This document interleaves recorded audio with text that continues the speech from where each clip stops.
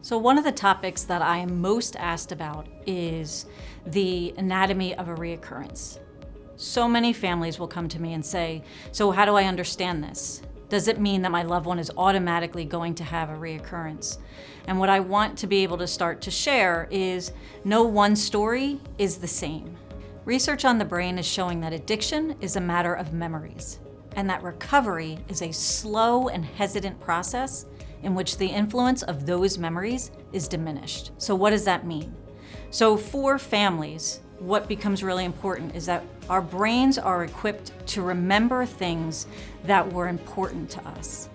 So if your loved one is using a substance as a result of trying to get rid of pain, or because they're wanting to get rid of feelings of isolation or shame, or because they don't know how else to manage their anger, when their brain remembers the last time that it used a substance, it remembers that experience. And so when we talk about things like triggers, when we talk about people, places, and things, in a very physiological way, what we're discussing is when your loved one used, so if they always used before they went to bed, then what happens is that when they go into their bedroom, their brain automatically starts to fire away these cues that say, I remember this.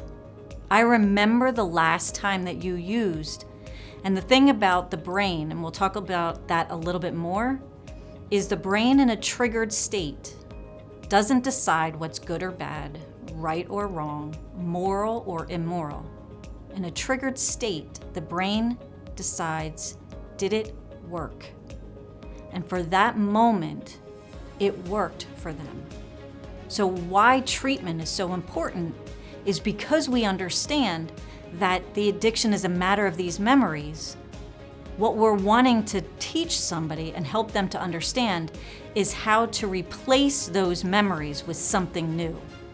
So if they start to get really anxious, if they start to feel really sad or isolated, we want them to build new behavioral patterns to replace what their brain has already learned worked.